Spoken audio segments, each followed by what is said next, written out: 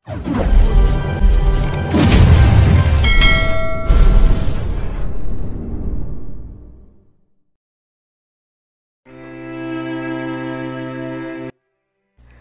sa matinding pagmamahal ni Bridget Ariana Velasco, nagawa niyang magtiis sa loob ng 3 taon sa piling ni Hercules Armani Montblanc.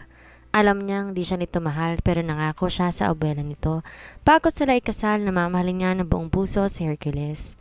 Kahit na masyado ng masakit, pinili niya pa rin intindihin ang pambabaliwala nito sa kanya. Hanggang sa dumating ang oras na labas ang kinatatakutan. Umuwi si Hercules na may dalang divorce agreement at pilit itong pinapipirmahan sa kanya. Ang dahilan niya wala na raw pag-asa ang relasyon nila. Kailangan nilang palayain isa't isa dahil never naman daw niya itong minahal.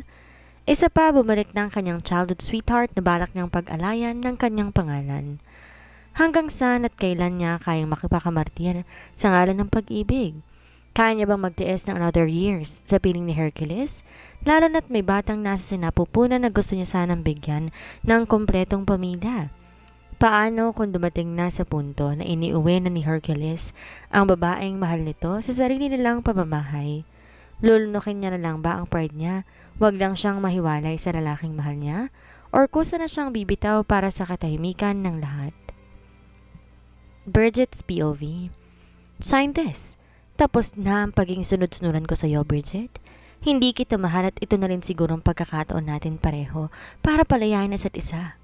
Seryosong wika sa akin ni Hercules Armani Montblanc. Inihagis niya sa harap ko ang hawak niyang papel at gamit ang nanginginig kong kamay, pinulot ko yun at binasa. Di ko na napigilan pa ang sunod-sunod na pagpatak ng luha sa aking mga mata habang binabasa ko ang divorce agreement. Mahigit 1 linggo din siyang di umuwi dito sa bahay, tapos ito palang pasalubong niya sa akin. Gusto niya nang makipaghiwalay sa akin. Gusto niya nang tapusin ang 3 taon naming pagsasama na pilit kong iniingatan wag nang masira. Bakit? Hindi mo ba ako mahal? Never mo ba talaga ako minahal?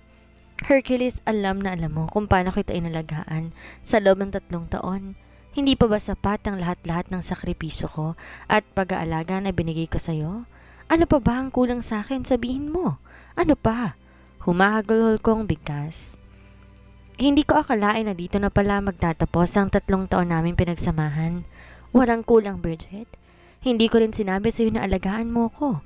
Hinintay kong kusa kang bumitaw pero hindi ko ginawa. Wala kang balak sumuko kaya ako na mismong gumagawa ng paraan para matapos ng lintik na kasal natin. Hindi ko nakikita ang sarili kong makakasama ka habang buhay.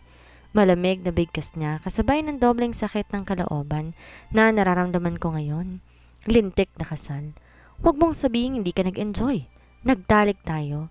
Kinagawa nating dalawa ang mga gawain na tayong mag-asawa lang po pwedeng gumawa.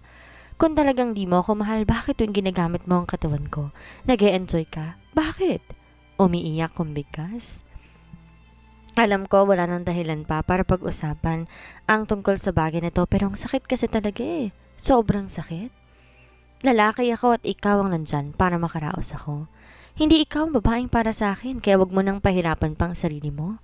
Pirmahan mo na yan. Huwag kang mag-alala. Hindi na sa klaw ni Lola ang mga desisyon ko ngayon.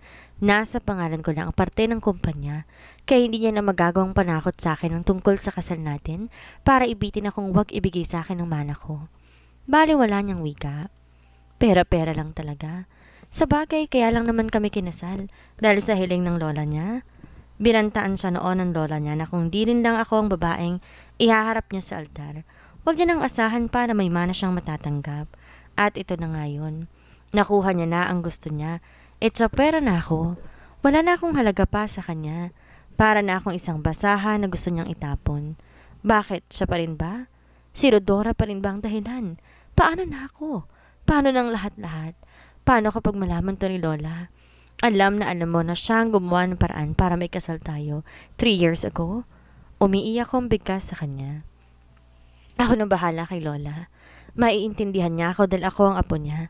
Sa akin pa rin siya papanig at wala na siyang magagawa once na na-file ko na sa korte ang dokumento ng ating diborsyo. Seryosong sagot niya sa akin. Niwala man lang indikasyon ng kalungkutan sa mga mata niya. Porsigido talaga siya na hiwalayin ako. Hindi ko kaya. Mahal kita, hindi ko alam kung anong buhay ang haharapin ko kung sakaling mawala ka sa akin. Umiiyak kong bigkas sa kanya sabay iling. Kaagad namang tumalim ang pagkakatitig niya sa akin, palatandaan na hindi niya nagustuhan ang sinabi ko. Anong sabi mo? Ayaw mong pirmahan? Really? You don't have a choice kundi to sign that divorce paper, Bridget? Hindi kita mahal at never kitang mamahalin habang buhay. Singhal niya sa akin sabay kuha ng ballpen at inabot sa akin. Mukhang naubos ko ng pasensya niya. Kaya doon naman siya palagi eh.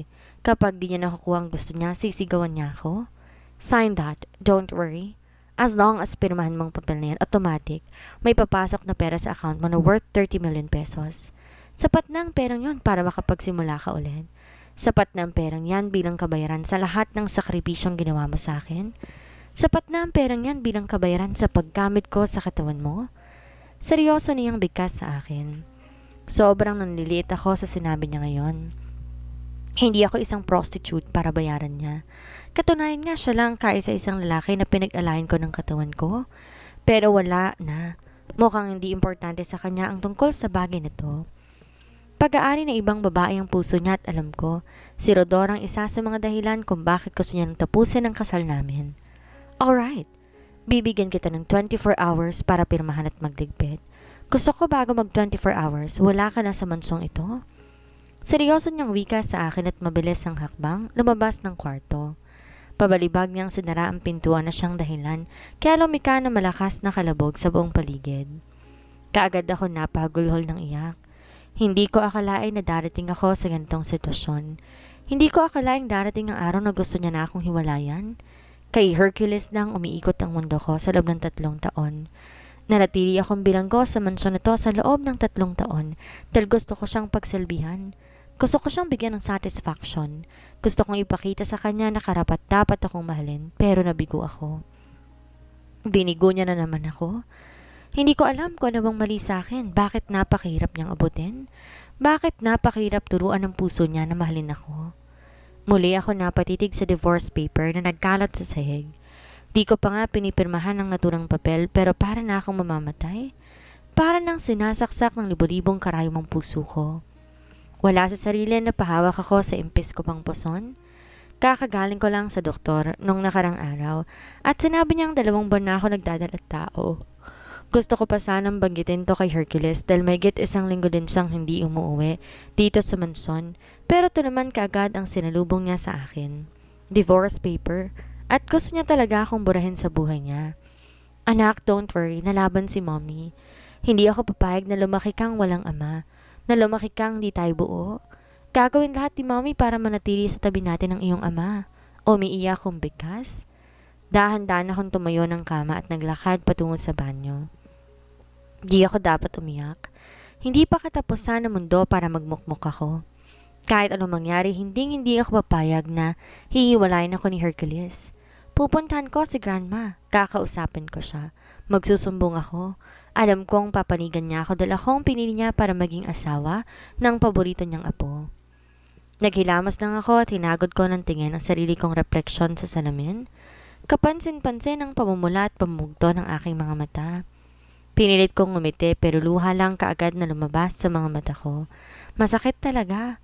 Kahit ano pa ang pilit kong tigilan ng pag-iyak, hindi ko talaga kaya. Muli akong lumabas ng banyo at inabot ang cellphone na nakapatong sa may center table. Nag-dial ako at ilang ring lang kaagad namang may sumagot sa kabilang linya. Who's this? Kaagad na sagot ng isang boses, babae sa kabilang linya. Agad namang napakunot ang noo ko. Hindi boses ni Lola Amelia ang nasa kabilang linya. Boses yon ni Mommy Susan na ina ni Hercules at mula umpisa, ayaw niya sa akin. Mommy, nasan po si Lola Amelia? Gusto ko po sana siyang makausap. Sagot ko, pilit pinatatag ang boses ko. Iniiwasan kong pumiyok habang nagsasalita dahil tiyak, pagtatawanan niya ako kapag masense niyang umiiyak ako ngayon. Kung ayaw sa akin ni Hercules, mas lalo naman tong si Mommy Susan. Simula na naging asawa ko ng anak niya, puro na lang kagaspangan ng pag-uugali ang pinapakita niya sa akin. Wala si Mama Amelia at hindi kanya makakausap ngayon. Padaskol niyang sagot sa akin at kaagad nang pinatay ang tawag. Di ko naman maiwasang magtaka. Paano wala si Lola? Isa pa, bakit si Mommy Susan na may hawak ng cellphone ni Lola? May nangyari ba na hindi ko alam? Ang bala kong pagdalaw kay Lola Amelia hindi natuloy. Hindi ko kasi namalayan na tulog na pala ako sa labis na pag-iyak. Nagising ako, sobrang sakit ng ulo ko. Bumangon ako ng kama at di nagabala para magsuklay. Lumabas ng kwarto dahil nakakaramdam na ako ng gutom. Halos 3:00 na pala ng hapon at wala man lang kahit anong laman ng tiyan ko. Ayoko ilagay sa alanganin ang buhay ng baby na nasa sinapupunan ko kaya kailangan kong maghanap ng makakain sa kusina. Mukhang di pa nakauwi si Hercules galing opisina. Sa bagay, ano pa nga bang aasahan ko sa kanya? Minsan lang naman kasi talaga niya kung uwian ako. Kung uwian ko naman siya, walang ibang gusto kundi gamitin ang katawan ko. Kanina lang niya hindi ginawa dahil gusto niya pa talaga makipaghiwalay sa akin. Sa isiping yon, muling pumatak ang luha sa aking mga mata. Pasimple ko yung pinunasan nang mapansin ko ang isa sa mga kasambahay namin na papasok din sa main door. May bitbit siyang luggage na labas kong ipinagtaka. Tonya, kaninong luggage na yan? May bisita ba tayo? Nagtataka kong tanong. Tuluyan na ako nakababa ng hagdan samantalang paakit naman siya. Napansin ko ang pagkagulat sa mga mata ni Tonya nang mapatingin siya sa akin. Napasilya pa to sa hawak ng luggage bago ko seryosong tinitigan. Ma'am Bridget, gamit po to ng bisita ni Sir Hercules. Nasa taas na po sila sa mismong kwarto ni Sir. Sagot naman ni Tonya. Baka sa mukha niyang pag-aalinlangan. Kagad naman ako nagtaka. Simula nung kinasal kami ni Hercules, hiwalay kami ng kwarto. May sarili akong kwarto, ganun din siya. Pumapasok lang siya ng kwarto ko kapag gusto niya akong katalik. Pagkatapos makaraos, lalabas siya at doon na matutulog sa sarili niyang kwarto. Noong una para pa ako nanliliit sa sarili ko. Feeling ko para akong bed slave ni Hercules na kailangan niya lang kapag nakakaramdam siya ng pag-iinit ng katawan. Kasama niya po si Ma'am Rodora sa kwarto, ma'am. Pinulong po kami kaninang umaga ni Sir Hercules at sinabi niya sa aming lahat na si Ma'am Rodora daw ang bagong reyna ng mansyon. Muling wika ni Tonya. Pakiramdam ko biglang namanhid ang buo kong katawan dahil sa narinig. Di ko akalain ganito pala kaseryoso si Hercules na hiwalayin ako. Di ko akalain na gawa niya nang dalhin kagad ang babae niya dito mismo sa mansyon. Gayong di pa naman ako pumipirma ng divorce paper. Wala talaga siyang pakialam sa akin. Wala talaga siguro siyang pakialam sa nararamdaman ko. Siguro nga, wala naman talaga akong halaga sa kanya.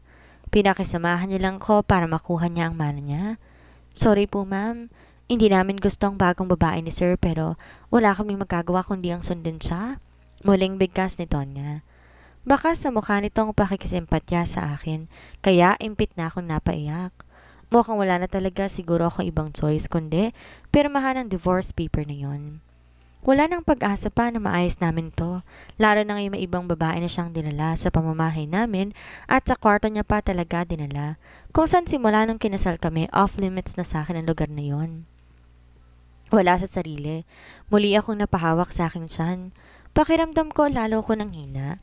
Pakiramdam ko sobrang dilim ng paligid. Napatitig ako sa hawak na luggage ni Telma at isang pa siya ang kaagad na nabuo sa isipan ko. Ang gutom na nararamdaman ko kanina biglang naglaho. Gamit ang nanginig na binte, muli akong umakyat ng hagdan.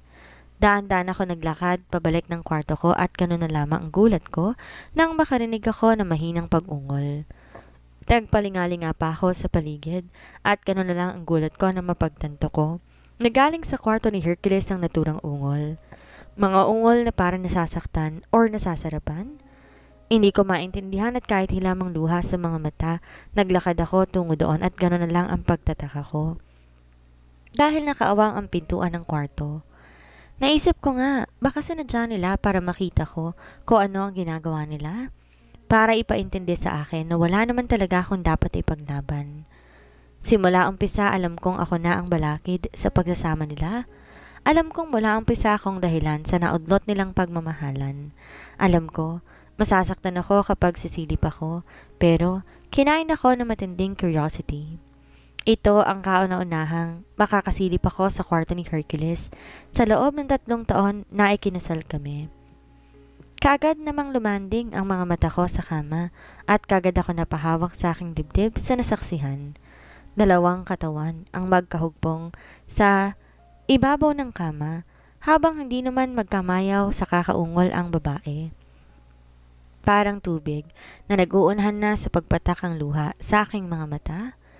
Ilang saglit din akong nakatitig sa dalawang hubot-hubad na katawan na abala sa ibabaw ng kama.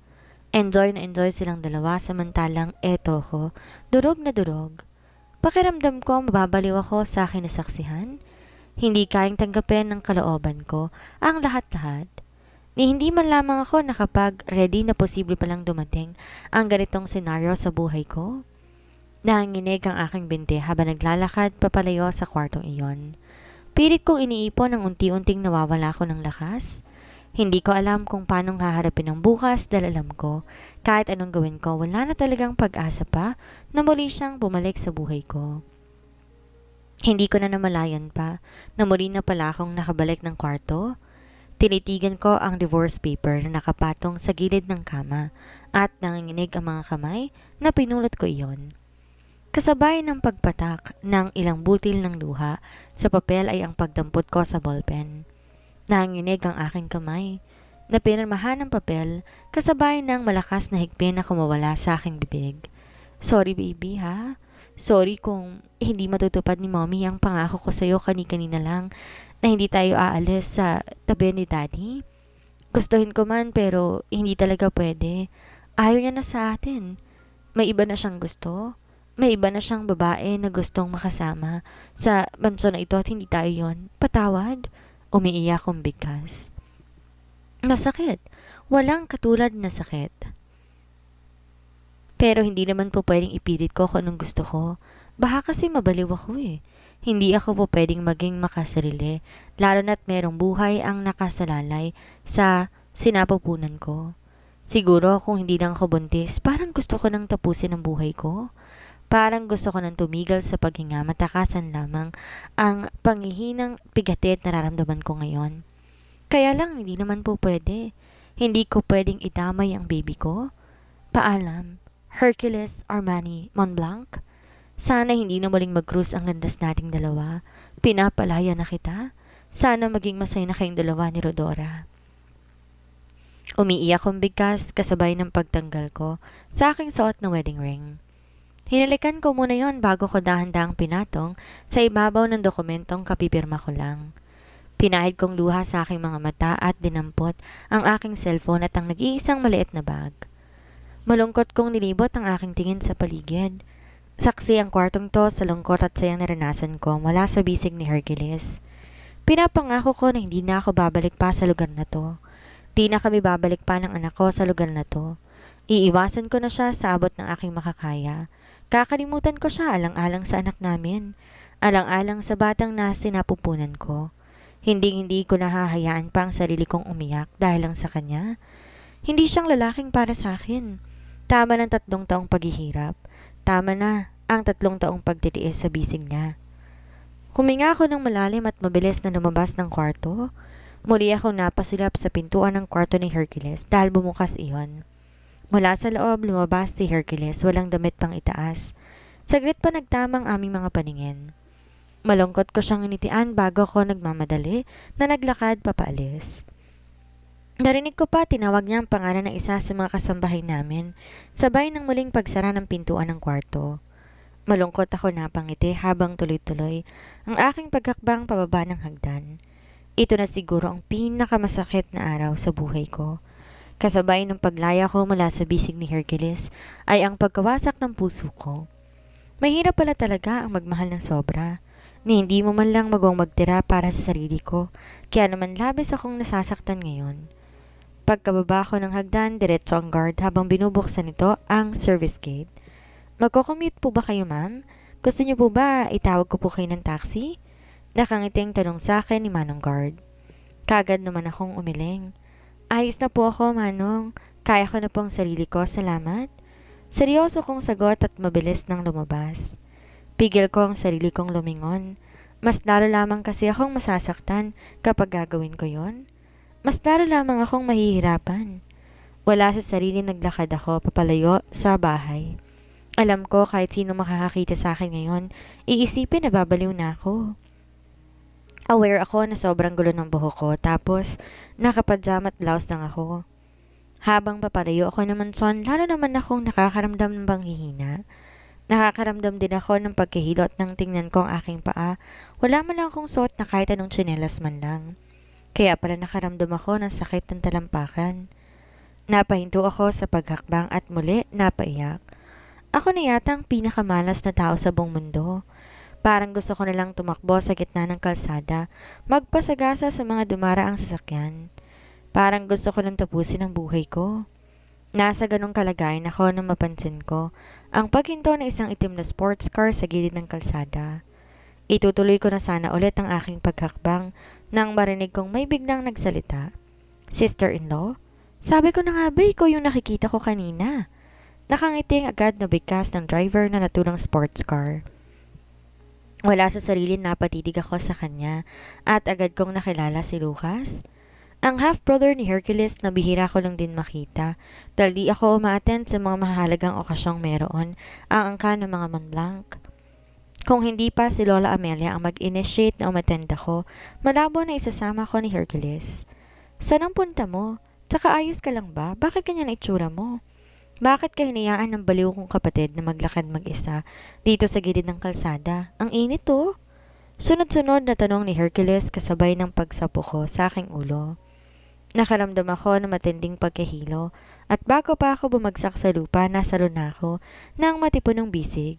Sabi ko naman kasi, sobrang init ng panahon, ayan tuloy. Hayaan mong ihatid kita pabalik sa bahay ninyo. Narinig kong bigkas ni Lucas. Gamit ang nanghihina kong kamay, hinawakan ko siya sa bisig sabay iling. No, iuwi mo na lang ako sa bahay namin? Malungkot kong bigkas sabay ng pagkawala ng ulirat ko. Hindi ko na nga napansin na makahulog ang ngiti na kaagad na gumuhit sa labi ni Lucas. Nagising ako na maayos ang kalagayan ko. Kagad kong nilibot ang tingin sa paligid at doon ko napagtanto. Nandito ako sa gilid ng mahigit 3 taon ko nang hindi inuwian. Ang dati kong silid. Kung ganoon, sinunod ni Arnold ang pakiusap ko. Naiuwi niya ako dito. Mabuti na lang talaga at siya ang nakakita sa akin. Hindi ko ma-imagine sa sarili ko kung naghihintay ako sa gilid ng kalsada. Masyadong delikado yon lalo na sa baby na nasa sinapupunan ko. Bagaman, sana babangon ako ng kama na mapadakong mata ko sa muka na isang seryosong taong nakatitig sa akin. Walang iba kundi ang nag-iisa kong kapatid, si Kuya Clifford. Nalabis ang pagtutol nung nagpakasal ako kay Hercules. Kuya Ford? Mahina akong bigkas at muling namasa ang mga mata ko. Indikasyon na gusto ko na namang umiyak.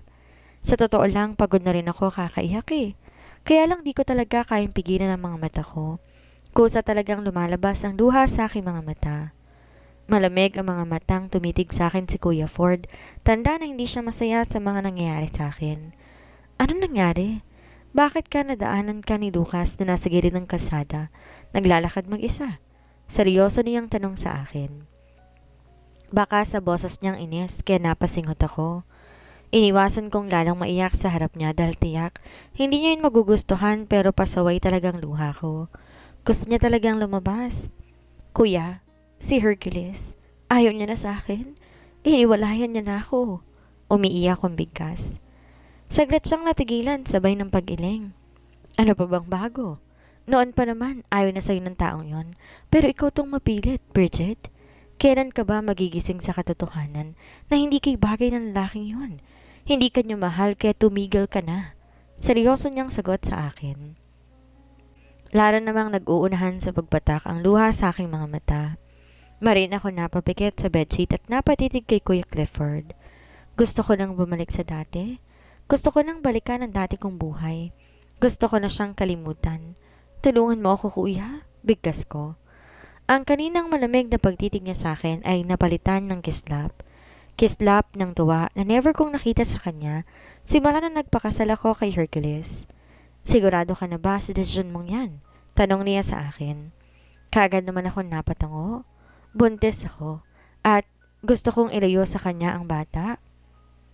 Hindi siya karapat-dapat na maging ama sa anak ko dahil binastos niya ang buo kong pagkatao. Seryoso kong sagot sa kanya kasabay ng pagpupunas ko ng luha sa aking mga mata. Tinitigan ko si kuya na nooy unti-unti nang sumilay ang masayang ngiti sa labi niya. Thanks God. Mabuti naman at nagising ka din sa katotohanan, Bridget. Wala namang ibang magdadamayan kundi tayong dalawa lang eh. Tayong dalawa lang na iwang magkadugo dito sa mundo. Kaya kahit gaano katigas ang ulo mo, pinilit kong intindihin ka. Ngayong nagbalik ka, ibabalik ko na rin sa'yo lahat ng mga ari-arian at negosyo na nakapangalan sa'yo. Nakangiti niyang sagot sa akin. Agad namang sumilay ang malungkot ng ngiti sa labi ko. Ngayong hiwalay na kami ni Hercules, sarili ko at ang batang nasa sinapupunan kong aasikasuhin ko. Di na ako papayag na muling umiyak. Di na ako papayag pa na masaktang muli. Tama ng 3 taon na pagpapakamartir sa piling niya. Tama ng 3 taon na paghihirap ko sa mga bisig niya. Thank you, kuya. Thank you so much. Pangako aayusin ko ng sarili ko.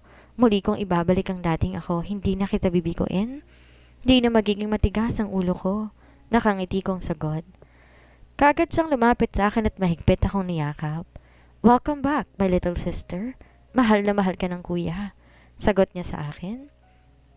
Di ko naman napigilan pa ang pagguhit ng masayang ngiti sa labi ko. Kahit papano napatunayan ko ngayon lang na di pala ako nag-iisa, na may taong handa akong tulungan na makabangon mula sa pagkakadapa ko. May taong hindi ako susukuan at itataboy. Thank you, kuya. Sorry kung naging matigas ang ulo ko. Sorry sa lahat-lahat dahil hindi ako nakinig sa'yo. Umiiyak akong bigkas. Shh! Tahan na. Akong bahala sa'yo. Simula ngayong araw hindi na ako papayag pa na may mga taong aagrabyado sa'yo. Madamdaming sagot niya sa akin. Hercules POV. Kumain na ba si Bridget? Kaagad na tanong ko sa kasambay naming si Tonya pagkababa ko ng dining area. Kasalukuyan kami magkasabay na kumakain ni Rodora na di mawala-wala sa isipan ko si Bridget. Sa 3 taon na magkasama kami sa mansyon na to, never akong pumayag na makasabay siyang kumain. Sanay ako kumakain na mag-isa habang nasa tabi ko siya at pinagsisilbihan niya. Ngayong ibang babae ng kasama ko, hindi ako nakakaramdam ng tuwa. Parang may kulang sa akin, hindi ko maintindihan. Aaminin ko sa sarili ko na konsensya ko sa ginawa ko sa kanya. Aware ako kung gaano niya ako kamahal, pero hindi ko rin talaga maintindihan ang sarili ko. Tuwing nakikita ko ang kanyang mukha, umiinit talaga ang ulo ko. Si Ma'am Bridget po? Umalis na po siya kanina, sir. Sagot ni Tonya na labis kong kinagulat. Ito ang kauna-unahang lumabas ni Bridget ng bahay na di niya pinaalam sa akin at di ko siya kasama. Wala sa sariling nabitawan ko ang hawak kong kutsara at tinidor. Seryosong tinitigan si Tonya. Umalis? Saan nagpunta? Nagtataka kong tanong. May mga dala bang gamit? Baka pumayag na siyang maghiwalay kay babe. Sabat naman ni Rodora. Wala sa sariling napatitig ako sa kanya. Si Rodora. Ang childhood sweetheart ko na mula mga teenager pa lang kami, nangako na ako sa kanya na siya lang papakasalan ko. Nagbago lang lahat dahil sa pakialam ni Lola. Hindi ko natupad ang pangako ko pero sa loob ng 3 taon na pagsasama naming dalawa ni Bridget, never din kaming naghiwalay ni Rodora. May relasyon pa rin kami. Patago nga lang. Alam kong malaking kalapastanganan kay Bridget ang ginagawa kong to, pero sa tuwing tinititigan ko si Rodora, palaging bumabalik sa isipan ko ang pangako ko sa kanya, noon pa man, na siya lang ang babaeng mamahalin ko. Siya lang at wala nang iba. Ayaw niyang pirmahan ng divorce paper. Ayaw niyang mawalay sa tabi ko. Sagot ko at mabilis na tumayo. Lumabas ng dining area at diretsong umakit ng hagdan. Isang kwarto lang gusto kong puntahan ngayon. Kwarto ni Bridget at nang buksan kong pintuan, kakaibang katahimikan kagad na bumalot sa buhong pagkatao. Parang bigla ako nakaramdam ng panlalamig. Nilibot ko ang tingin sa paligid at doon ko napagtanto na wala si Bridget. Maayos ang pagkakasalansan ng mga gamit niya, lalo ang mga librong paborito niyang basahin. Wala sa sariling napatay na ko sa kama at ganun din. Maayos ang mga beddings at mukhang walang gumamit or nahigaman lang. Naagaw ng atensyon ko ang papel na pilit kong pinapirmahan sa kanya. Kagad na pakunot ng noo ko na mapansin ko, maayos na yung nakapatong sa bedside table. Akmang dadamputin ko sana na mapansin ko ang isang kumikinang na bagay. Pinulot ko yun at gano'n na lang ang panlalaki na mata ko na makita kong wedding ring ni Bridget. Yes, wedding ring niya at never kong nakita itong hinubad niya.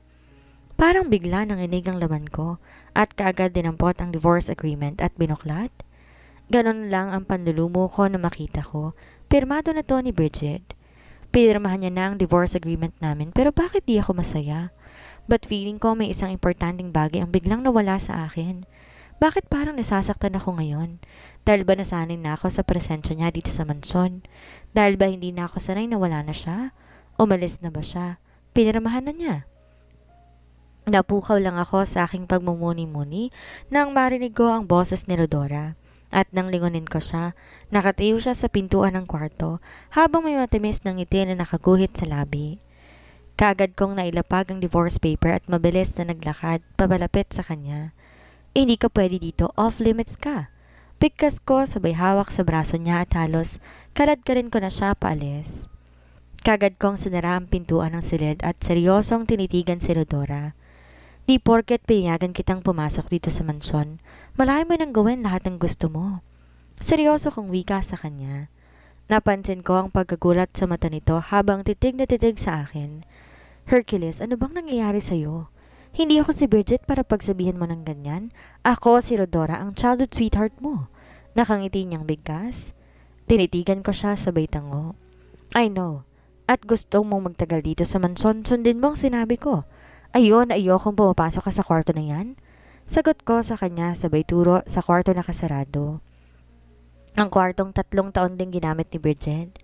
Why don't you tell me na nakokonsensya ka? Don't tell me bigla mong na-realize na hindi mo pala kaya mawala siya sa'yo. Tatawa-tawang sagot ni Rodora.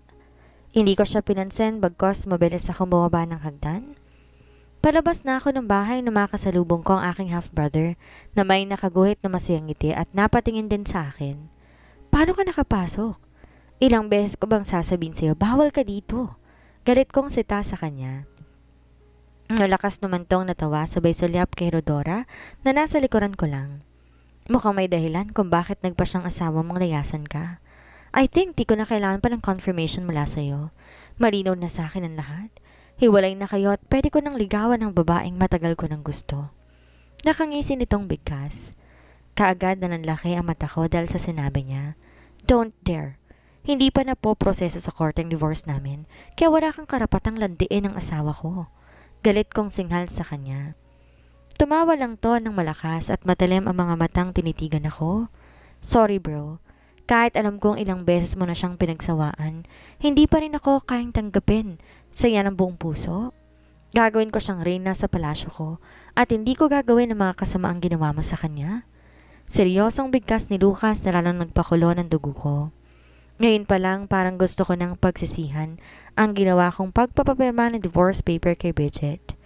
Maganda naman talaga si Bridget at maraming lalaki naghahabol sa kanya bago kami ikasal. Isa na rito ang half-brother kong si Lucas na nakikita ko sa kanyang mga mata ngayon na porsigido talaga siyang maangkin ng asawa ko. Huwag mo nang subukan dahil kahit anong gawin mo hindi kanya magugustuhan. Tsaka hindi ka ba nahihiya?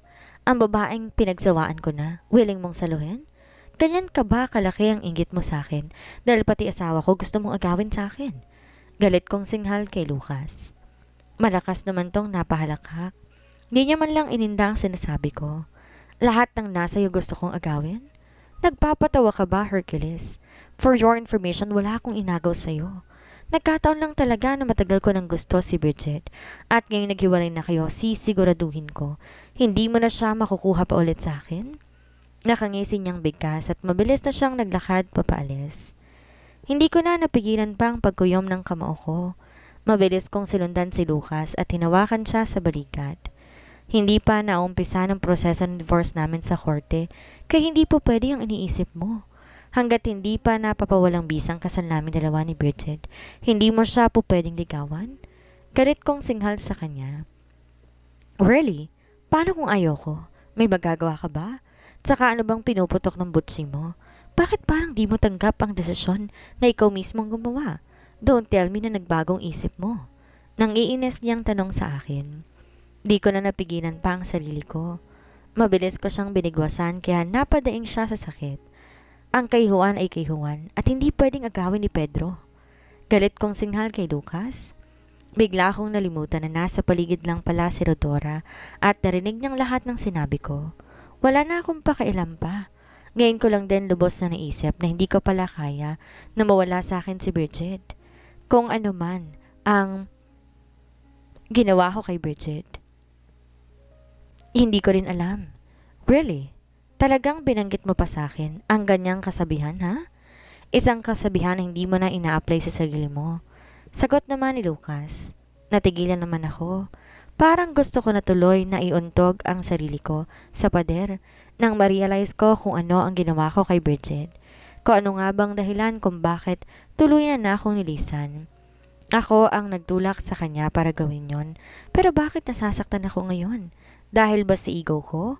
Dahil ba ngayon pa lang alam ko sa sarili ko na posible niya ring magustuhan ng half-brother ko na si Lucas, na naging kahati ko sa lahat ng bagay, simula nung maliliit pa kami? Ano ba ang pakialam ko kung niligawan niya si Bridget? Wala naman, di ba? Dapat nga matuwa pa ako eh, dahil sa wakas natupad ko na ang gusto kong makipaghiwalay sa kanya. Pero bakit ganito? Bakit ako nasasaktan? Hindi. Hindi ko gusto si Bridget. Nakakaramdam lang ako ng insulto sa isipin na pwede pa rin siyang magustuhan ng kahit sino, lalo na ng half-brother ko. Ito na ang huli kong pagtuntong sa mansyon na to dahil magiging busy na ako sa pagpapatayo ng sarili kong palasyo. Isang palasyo na kay Bridget ko lang iaalay. Isang palasyo kung saan si Bridget lang pwedeng maging reyna. Magkakasya ka sa pagpapakasaya sa childhood sweetheart mong makailang ulit ko na ding natikman? Nakangising bigkas ni Lucas at saglit na sinulyapan si Rodora bago mabilis na naglakad, papaalis sa akin. Wala sa sariling napatitig ako kay Rodora, na noon kita kong kaba sa kanyang mukha. Hindi ako tanga para hindi ko maintindihan kung ano man gustong ipahiwatig ng half-brother ko. Babe, ikaw na rin ang nagsabing walang kwentang half-brother mong yon. Huwag kang maniniwala sa kanya.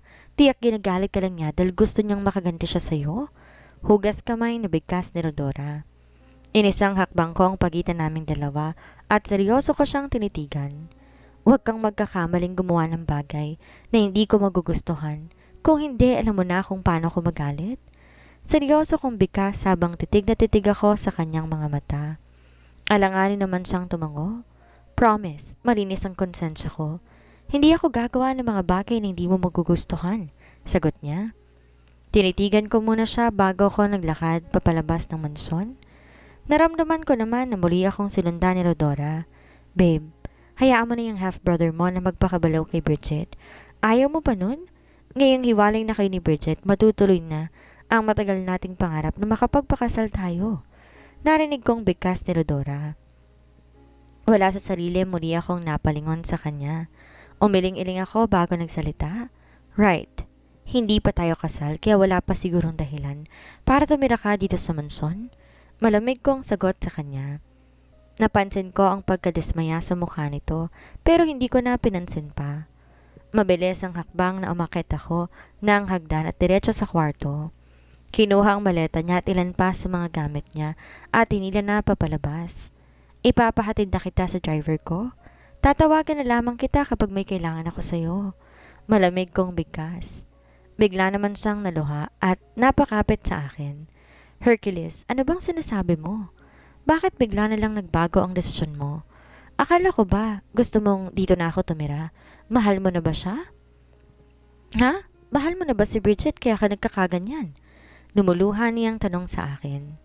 Kaagad ko namang pinakiramdaman ang sarili ko pero wala ako nararamdaman na kakaiba sa kanya. Di ako nakakaramdam ng awa sa kanya, katulad ng nararamdaman ko kay Bridget nung umiiyak siya sa harap ko at nagmamakaawa na wag ko siyang hiwalayan. Hercules, hindi po pwede. Hindi mo ako pwedeng itaboy, lalo na't nagdadalang tao ko. Umiiyak na bigkas ni Rodora sa akin. Di naman ako makapaniwala na napatitig sa kanya. Ang pagkakaroon ng anak ang isa sa matagal ko ng gusto na mangyari sa buhay ko at ngayong pinagbubuntis na ni Rodora ang baby namin. Kailangan ko na talaga sigurong mag-focus sa kanya.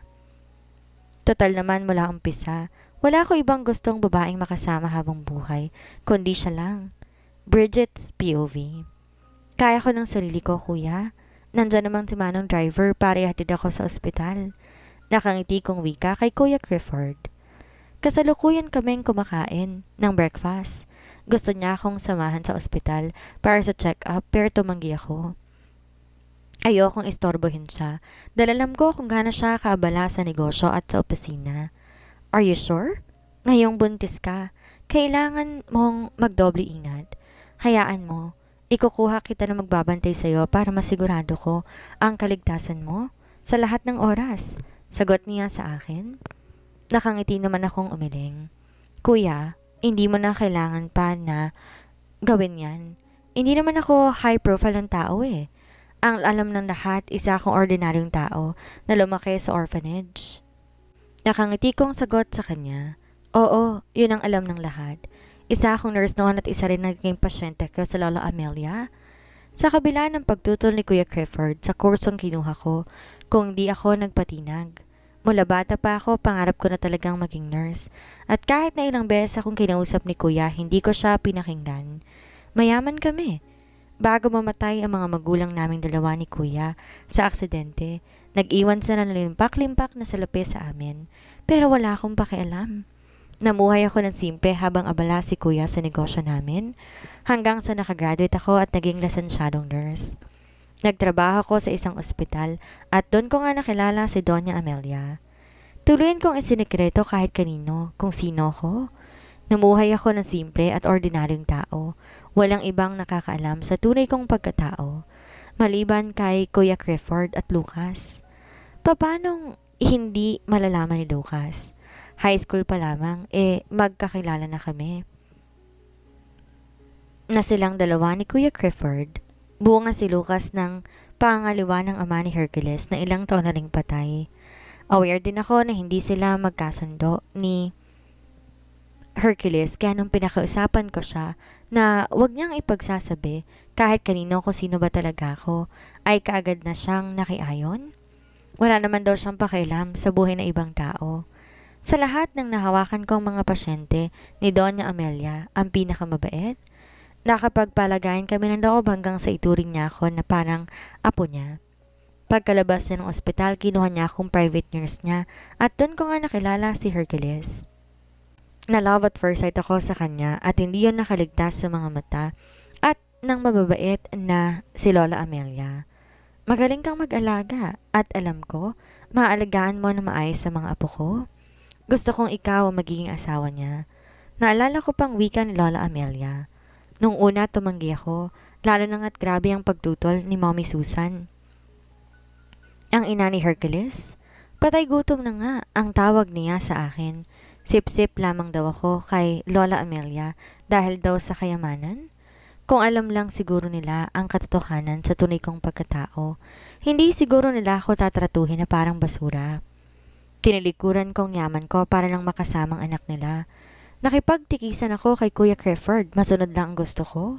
Kung ayaw sa akin ni Hercules, pati na rin ng mga magulang niya, mas lalong ayaw naman sa kanila ni Kuya Clifford. Mahigpit na magkakompetensya pagdating sa negosyo. Sila Kuya at Hercules at isa pa, hindi naman talaga sila in good terms.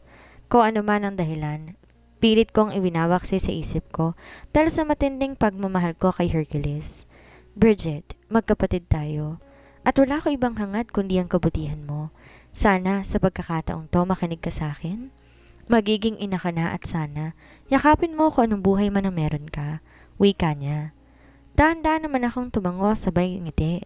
Siyempre naman kuya, kaya nga ako bumalik sa'yo dahil ready na akong baguhin ang buhay ko eh. Wala nang dahilan pa para mamuhay ng simple. Pinagsisihan ko ang lahat dahil sa katigasan ng ulo ko, kaya ako nasasaktan ngayon. Lumuluha akong bigkas.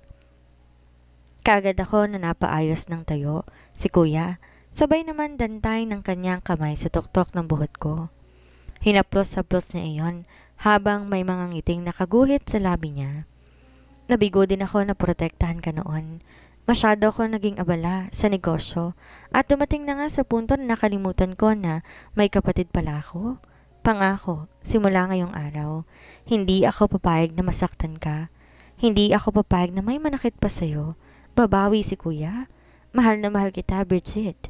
Nakangiti niyang bigkas. Hindi ko na napigilan pa ang pagpatak ng luha sa aking mga mata. Mabilis ako napatayo at yumapos sa kanya. Mahal na mahal din kita, kuya.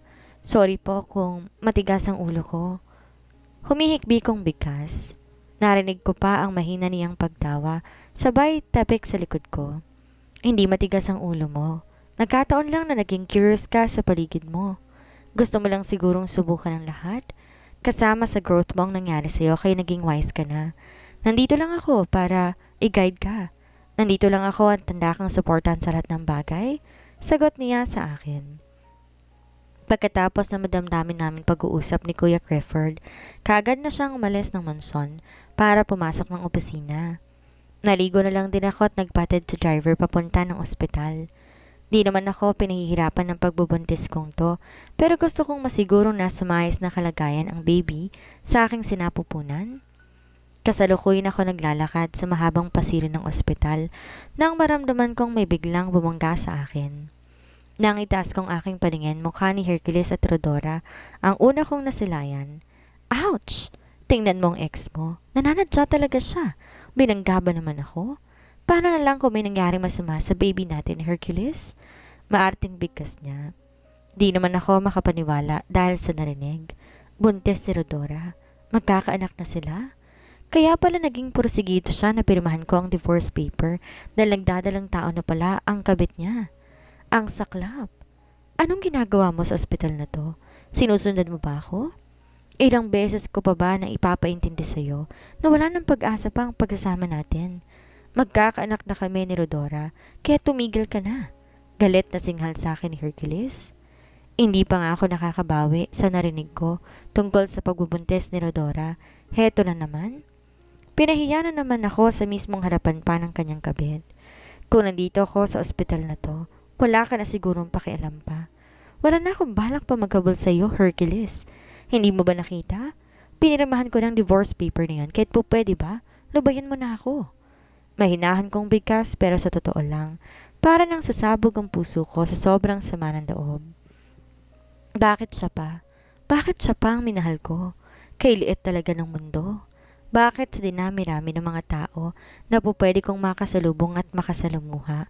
Bakit ang dalawang ito pa? Masyado ng torture sa akin ang mga nangyari sa amin at hindi ko na alam saan kukuha ng lakas ng loob para may pakita sa kanila na matatag ako. Baka naman nag-a-apply ulit ng trabaho sa ospital na to. Hindi ka ba nurse ka nga pala before? Siguro wala ka nang makain, kaya naman kailangan mo ng kumilos. Nang iinsulto ang bigkas naman ni Rodora. Sinipat niya ako ng tingin mula ulo hanggang paa, kasabay ng pag-ismed. Kung wala na kayong sasabihin, mauna na ako sa inyo. Malamig ang boses kong bigkas. Akmang aalis na sana ako nang bigla, hawakan ni Hercules sa braso. Ito ang card na naipangako ko sa iyo. Nakadeposit sa account na yan ng 30 million pesos. Sabat na sigurong perang yan para makapag-umpisa kang muli sa buhay mo. Bigkas niya, kasabay ng paghawak niya sa kamay ko at ipinatong doon ang card. Wala sa sariling napatitig ako kay Hercules, kasabay ng pagpatak ng luha sa aking mga mata. Sa ating dalawa, ikaw ang higit na nangangailangan ng pera. Bigkas ko sabay bato ng card pabalik sa kanya. Mabilis ako naglakad paalis pero muli niya ako nahawakan sa aking braso. Ayaw mo ng pera mula sa akin? Bakit? Dahil ba kay Lucas?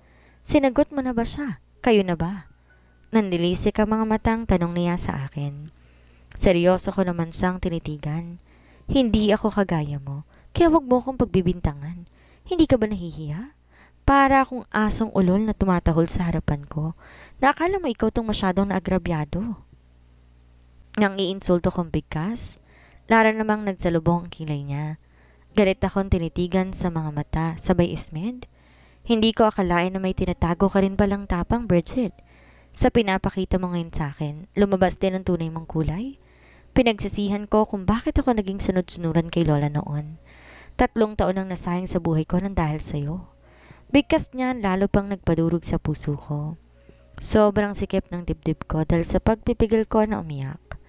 Hindi lang ikaw ang nagsayang na 3 taon, Hercules. Pinagsisihan ko ng lahat kung bakit ko pinagbigyan ng lola mo. Sa laban nating dalawa, ako ang talo. Sana hindi na lang kita minahal. Kung may rewind ang buhay, ikaw ang kauna-unahang taong iiwasan ko. Galit kong bigkas sabay piksi para mabitawan niya ako. Mabilis ako naglakad papaalis hanggang hindi ko na napigilan pa ang pagpatak ng luha sa aking mga mata. Siguro ang pinaka-the best kong gawin ay ang lisanin mo ng bansang to para makalimot. Lalo lamang nagiging sariwang sakit ng kalooban ko sa tuwing nakikita kong magkasama silang dalawa ni Rodora. Hilamang luha sa aking mga mata, tinawagan ko ang driver para abangan ako sa exit area. Gusto ko nang makaalis sa ospital na to sa lalong madaling panahon at sana ito na ang huling pagkakataon na mag-cruise ang landas namin dalawa ni Hercules. Bridget? Natigil ako sa pagkakbang nang marinig kong isang pamilyar na boses. Si Lucas. At suot-suot niya pa rin ang kanyang doctor's coat, halos takboy niya na ang pagitan namin dalawa. Malapitan niya lamang ako. Ano nangyari? Bakit kanya na itsura mo? Nagtataka niyang tanong sa akin. Pasimple kong pinunasan ng luha sa aking mga mata, pero parang tubig naman sa gripo ang luha ko. Tuloy-tuloy pa rin sa pagpatak. Buntis din pala si Rodora. Nagkasalubong ko sila kanina. Pautal-utal kong bigkas. Para kung isang batang inagawan ng laruan na nagsusumbong sa kanyang kuya. Sunod-sunod kong naramdaman ang mahigpit na pagkakayakap sa akin ni Lucas. Shhh! Tahan na. Akala ko ba matapang ka? Ganito ka nalang ba palagi? Tuwing nagkikita tayo na sa hindi maayos kang kalagayan. Malambing niyang bigkas sa akin, kasabay ng pagtapik niya sa likuran ko. Gesture mula kay Lucas na never kong naranasan kay Hercules. Naramdaman ko na lang hinila niya na ako. Diretso sa kanyang opisina at pagkaupo ko pa lang, kagad niya na akong inabutan ng tubig. Drink this. Hindi mo na dapat pang iniiyakan ang mga taong hindi ka binibigyan ng halaga? Hindi mo dapat sayangin ang luha mo sa mga taong salawahan. Narinig ko pang muling bigkas niya. Wala sa sarili na patitig ako kay Lucas. Mabuti pang taong to. Kahit mukhang suplado, hindi man lang ko pinakitaan ng kagaspangan ng ugali. Matagal na silang mag-best friend ni Kuya pero never akong nakarinig na nagka-issue siya pagdating sa mga babae. Wala ka bang pasyente, Doc? Tanong ko sa kanya habang pinupunasan ko ang luha sa aking mga mata. Muli akong napatitig sa kanya nang malakas siyang natawa. Bridget, ganyan ka ba talaga? Sa dinami-rami na mga po pwede mong itanong sa akin, yan pa talaga. Pwede mo naman sanang itanong sa akin kung kumain na ba ako. Natatawa niyang sagot sa akin. Hindi ko naman mapigilan ang matawa nang ma-realize ko kung anong salita ang lumalabas sa bibig ko. Oo nga pala. Bakit nga pala tungkol sa pasyente? Sorry, doktor po kayo at alam ko na busy po kayo, Doc? Nahihiya akong sagot sa kanya. Naupo siya sa harapan ko at sinipat ako ng tingin. Hindi alam ng half-brother ko na ang sinayang niya. Huwag ka mag-alala, Bridget. Makakalimutan mo rin ang gagong yon. Magtiwala ka lang. Bigkas niya. Wala sa sarili na napatitig ako sa mga mata niya at kitang-kita kong sinseridad mula doon habang sinasabi ang katagang iyon. Bridget's POV. Ano nga palang ginagawa na magandang dilag dito sa ospital ko? Liban sa nakasalubong mo si Hercules sa labas, may iga pa ka pa bang pakay? Nakangiting tanong sa akin ni Lucas. Lumitaw tuloy sa magkabilaan niyang pisngi ang biloy at pantay-pantay niyang ngipin. Di ko na tuloy napigilan pa ang mapatitig sa kanya. Matagal ko na siyang kilala at sana sa kanya na lang ako na-involve. Di hamak na mas mabuti siyang tao kumpara kay Hercules. Buntis ako at may schedule ako ng check-up sa OB-GYN. Diretsahan kong sagot kay Lucas. Napansin ko saglit siyang natigilan habang titig na titig siya sa akin. Alam ba to ni Hercules? Seryoso niyang tanong. Kaagad naman akong umiling. Hindi ako nabigyan ng chance sabihin sa kanya. Bihira siyang umuwi ng mansyon at sasurpresahin ko sana siya pero ako naman ang nasurpresa niya. Tuloy na siyang nakipaghiwalay sa akin. Mapait kong bigkas. Pigil ko ang sarili na muling maluha. Marami ng luha ang nasayang sa akin pero bakit ang sakit pa rin? Bakit sobrang sakit pa rin isipin na tuluyan na kami naghiwalay ng lalaking pinakamamahal ko? Wala na sigurong dahilan para ipaalam ko sa kanya ang tungkol sa pagbubuntis ko. Magkakanak na sila ni Rodora at hindi niya na kailangan ng anak ko. Muli kong bigkas at di ko na napigilan pa ang pagpatak ng luha sa aking mga mata. Sobrang down na down ang pakiramdam ko ngayon. Pakiramdam ko ako na yata ang pinakamalas na babae sa balat ng lupa. Bakit pa kasi hindi niya ako kaya mahalin? Alam ko sa sarili ko na maganda ako. Maraming naniligaw sa akin noon bago ko nagpakasal kay Hercules. Lahat ginawa ko naman para mahalin niya rin ako pero bigo ako. Siguro dahil tingin nila sa akin, isa akong basura. Isa akong mahirap na tao at walang may pagmamalaki. Kumpara magiging batayan para makuha ang pagmamahal at respeto mula sa ibang tao, parang ayoko na yatang magmahal. Parang gusto ko na lang ituon ang buong atensyon sa magiging anak ko, pati na rin sa negosyo na iniwan sa amin ng mga magulang naming dalawa ni Kuya Clifford. I am sorry, Bridget. Kung ano man ang magiging desisyon mo, asahan mo aking suporta. Kadugo ko rin ng batang nasa napupunan mo, kaya't asahan mo. Willing akong maging katuwang mo para mapalaki siya ng maayos. Sagot niya sa akin. Natigilan naman ako. Pilit kong inaaraw kung gaano ba katotoo ang sinasabi niya ngayon. Anong ibig mong sabihin? Nagtataka kong bigkas. Seryoso niya akong tinitigan sa mga mata bago niya ginagap ang isa kong kamay. Alam kong masyado pang maaga para sabihin ko to sa'yo, pero mahal kita, Bridget. Handa ako magpakaama sa batang nasa napupunan mo. Malumanay niyang bigkas. Kaagad na nanlaki ang mga mata ko dahil sa pagkagulat. Kaagad kong hinilang kamay ko na hawak-hawak niya at mabilis tumayo para magbigay ng distansya sa pagitan naming dalawa. Ano? Lucas, hindi magandang biro yung sinasabi mo. Hindi nakakatuwa. Kunwari naiinis kong bigkas. Hindi ako nagbibiro, Bridget. Noon pa man, mahal na kita. Pinilit kong pigilan ang sarili ko dahil kapatid ka ng best friend ko. Pero labis kong pinagsisisihan yon. Kung di sana ako naging duwag noon, hindi ka sana naikasal sa half-brother ko. Seryoso niyang sagot sa akin. Di ko napigilan ang sarili kong mapanunok ng sarili kong laway. Hindi pa ako ready na pumasok sa panibagong relasyon. Gusto ko munang ibigay ang buo kong atensyon sa batang nasa napupunan ko. Hindi pwede ang sinasabi niya dahil kahit sang anggulo tingnan hindi kami bagay. Naging asawa ko ng half-brother niya at napakapangit tingnan sa madla kung papatulan ko siya. I'm sorry, Lucas. Hindi pwede. Maraming iba dyan mas bagay sa'yo, wag sa'kin. Hindi akong karapat-dapat na babae para sa'yo. Naging asawa ko ng half-brother mo at masyado kong mabait para maging katawa-tawa sa ibang tao. Sagot ko sa kanya at mabilis ang hakbang na naglakad patungo sa pintuan ng opisina. Wala akong pakialam sa sasabihin ng ibang tao, Bridget. Handa ako maghintay kung kailan mo reading buksan ang puso mo para magmahal ulit. Alam ko masyado pang sariwang sugat sa puso mo, pero ito ang palagi mong tatandaan. Nandito lang ako na handang maghintay para mahalin mo rin ako. Bigkas niya bago ako tuluyang lumabas ng kanyang opisina. Wala sa sariling naglakad ako palabas ng ospital. Sa bawat paghakbang ko, umaalingaw pa rin sa isipan ko ang katagang binitiwan ni Lucas. Silang dalawa ni Kuya ang magkaibigan at never ko siyang nakita na sobrang seryoso, kagaya ng kanina. Marahan akong napabuntong hininga. Huminto ako sa paghakbang makalabas na ako sa mismong ospital at nilabas ang cellphone sa loob ng bag ko. Ipagpapaliban ko muna ang pagpapacheck ko ngayong araw. Bala kong puntahan si Kuya Clifford sa opisina niya para makausap. Isang desisyon ang nabuo sa isipan ko na alam kong magiging daan para sa katahimikan ng buhay ko. Akmang tatawagan ko na sana ang driver nang maramdaman ko ang paghawak ng kusik sa balikat ko. Gulat ako na palingon at gano'n na lang inis na naramdaman ko. Nang sumalubong sa paningin ko ang lalaking gusto ko na sanang iwasan at burahin sa puso ko. Ano na naman ba? May gusto ka pa bang sabihin? Hindi ka pa rin ba tapos? Galit kong singhal kay Hercules. Mariin niya akong tinitigan kasabay ng paghila niya sa akin. Muli kaming pumasok sa loob ng ospital habang kita ko ang galit sa kanyang mga mata. Ganyan ka na ba kawalang hiya? Pagkatapos mo sa akin, lilipat ka sa kapatid ko? Ganyan ka ba ka-cheap at kawalang kwentang babae? Nang uuyam na bigkas niya.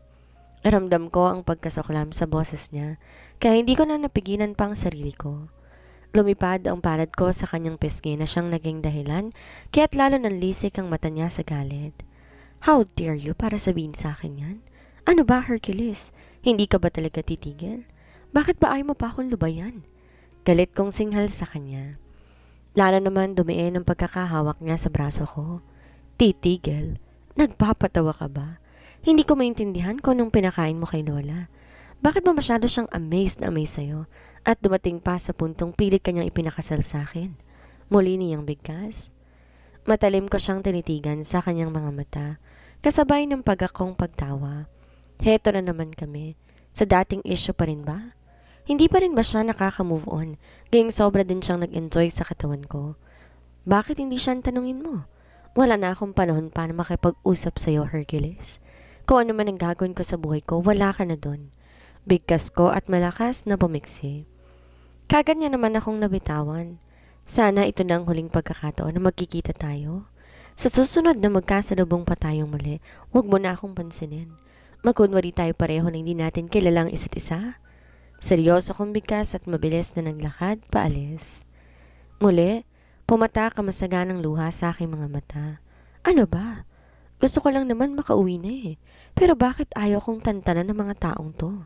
Bakit ba sila na lang ang palagi kong nakikita? Gusto ko na sana siyang iwasan eh. Gusto ko nang makalimot. Pagod na ang puso ko. Hanggat maaari ayaw na ayaw ko nang magkaroon pa ng ugnayan sa kanila. Sa wakas, natawagan ko rin ang driver ko at sinabi ko sa kanya, nakaabang na ako sa exit ng ospital. Di naman nagtagal dumating ang sasakyan at mabilis akong sumakay. Napansin ko pa nakatayo si Hercules sa may exit ng ospital. Madilim ang mukhang nakatitig sa gawi ko. Sinusumpa ko. Ito na ang huli kong pag-iyak.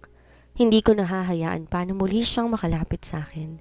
Hindi ko nahahayaan pa na muli niya akong paiiyakin. Naging mabait akong asawa sa kanya. Lahat ginawa ko. Maging masaya lang ang pagkasama namin dalawa. Pero bakit? Bakit ako umiiyak ng ganito? Bakit ako nasasaktan ng todo? Bakit? Uuwi na po ba tayo, ma'am? Wala sa sarili, agad kong pinunasan ng luha sa aking mga mata nang marinig ko ang boses ng driver. Kagad kong sinabi sa kanya na sa opisina kami ni Kuya Clifford pupunta. Tumalima naman ang driver at ilang saglit lang, matiwasay ako nakarating sa opisina ni Kuya Clifford. Ano nangyari? Bakit namamaga ang mga mata mo? Kaagad na tanong niya sa akin. Dali-dali ako naglakad palapit sa kanya at mahigpit siyang niyakap. Kuya, ayoko na. Ilayo mo na ako sa bansang to. Humihikbi kong bigkas. Ramdam ko ang biglang pagbago ng aura ni Kuya. Naikuyom nito ang kanyang kamao bago ko seryosong tinitigan. Ano nangyari? Bakit? Sino na naman ang taong nagpaiyak sa'yo? Bakas ang tinitimping galit sa boses niya habang sinasabi ang katagang iyon. Hindi ako nakasagot. Impit ang aking paghikbi dahil sa totoo lang gusto kong sumigaw ngayon dahil sa sobrang sakit ng kalooban na nararamdaman ko. Siya pa rin ba? Ang lintik na Hercules pa rin ba ang dahilan kaya ka nagkakaganyan? Tanong ni Kuya sa akin. Kagad ako napakala sa pagkakayakap sa kanya at naupo sa upuan sa tapat lamang ng kanyang office table. Di naman siguro ko iiyak ng ganito kung di siyang dahilan, Kuya. Masyado nang masakit sa akin ang lahat at parang gusto ko na lang munang lumayo. Kuya, tulungan mo ko. Gusto ko munang lumabas ng bansa para tuluyan makalimot. Umiiyak kong bigkas. Seryoso niya akong tinitigan kasabay ng pag-angat niya ng telepono sa harapan niya. Kinusap niya ang sekretary para ipag-book niya ako ng ticket papuntang Paris. Okay, mas mabuti na rin nga sigurong umalis ka na muna. Sa Paris ka muna magstay para malibang ka. Huwag ka mag-alala, Bridget. Gagawa ako ng paraan para makaganti sa Mont Blanc na yan. Hindi ko mapapalagpas ang ginawa niyang kawalang hiyan at pambababoy sa buo mong pagkatao. Seryoso niyang bigkas sa akin. Hindi mo na kailangan pang gawin yan, Kuya. Hayaan mo makarecover muna ako bago ko siya babalikan. Gusto kong ako mismo ang magpaparana sa kanya kung gaano kasakit ang ginawa niya sa akin. Umiiyak kong bigkas, kasabay ng pagkapako sa impis ko pang tiyan. Pinapangako ko, hindi makikilala ni Hercules ang anak niya. Hindi ko hahayaan na muling magkukrus ang landas nilang dalawa. Ito ang tatandaan mo, Bridget. Mahal kita. Ikaw nag-iisa kong kapatid at kahit anong mangyari, nandito lang ako sa likuran mo. Bigkas niya. Kagad naman akong napangiti. Mabuti na lang talaga at binigyan ako ng Diyos na isang tao na alam kong hindi ako iiwan kahit anong mangyari. Pagkatapos ng madamdamin namin pag-uusap ni Kuya, kagad na rin akong nagpaalam sa kanya. Kung papanong lumuwang pakiramdam ko, kahit papano masaya ako sa naging outcome ng pag-uusap namin. Mabilis ako lumabas ng building at nagbalak tumawid sa kabilang kalsada nang may makita kong isang coffee shop. Bala kong bumili ng frappuccino at doon na rin magpapasendo sa driver. Nang masiguro kong clear ng kalsada, buong ingat akong tumawid. Huli na mapansin ko ang rumaragasang sasakyan na pabarating. Huli na makaiwas ako dahil naramdaman ko ang pagkampas ng katawan ko sa matigas na bagay. Bago ako mawalan ng malay, nakita ko pa ang babaeng bumaba mula sa kotse at gano'n na lang ang galit na naramdaman ko nang mapagsino iyon. Si Rodora, habang nakangising nakatitig sa akin. Mabilis siya naglakad papalapit sa akin at kahit nanghihina na ako, dinig na dinig ko pa rin kung ano ang sinabi niya. Sinadya niyang bundulin ako para di na ako maging balakid sa pagsasama nilang dalawa ni Hercules. Hercules POV. Kasalukuyan akong abala sa aking mga pinipirmang papeles nang napahinto ako dahil sa pabalagbag na pagbukas at sara ng pintuan ng opisina. Wala sa sariling napatayo ako at akmang sisitahin ko sana kung sino man ang pangahas na bigla na lang pumasok nang di ko na nagawa pa dahil naunahan niya na ako. Naramdaman ko na lang ang pagtama ng kamao niya sa pisngi ko na siyang dahilan kaya kagad akong natumba sa sahig. Kagad ako napahawak sa ilong ko nang maramdaman ko ang isang mainit na likido na lumalabas doon. Walang hiya ka? Hayop ka talaga. Hayop niyang babae mo, walang kwenta. Salot. Galit na bigkas sa akin ng half-brother ko na si Lucas. Nakasuot pa siya ng doctor's coat habang kita ko sa kanyang mga mata ang galit. Akmang susugod sana ako sa kanya para makaganti sa pananapak niya sa akin. Pero napahinto din ako nang kaagad siyang nagsalita.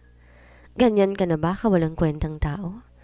Hihiwalayin mo na nga pagkatapos, gusto mo pa siyang patayin? Galit na sigaw sa akin ni Lucas. Nagulat naman ako. Wala akong ideya kung bakit siya nagagalit sa akin ngayon. Kung bakit bigla niya na lang akong sinugod at sinapak. Kung di mo na siya gusto, hayaan mo na siya. Hihiwalayin mo na nga, diba? Ano pa ba ang gusto mong mangyari? Ano pa ba ang gusto mong patunayan? Galit na singal sa akin ni Lucas. Napatitig ako sa suot niyang doctor's coat at doon ko napansin na may patak ng dugo.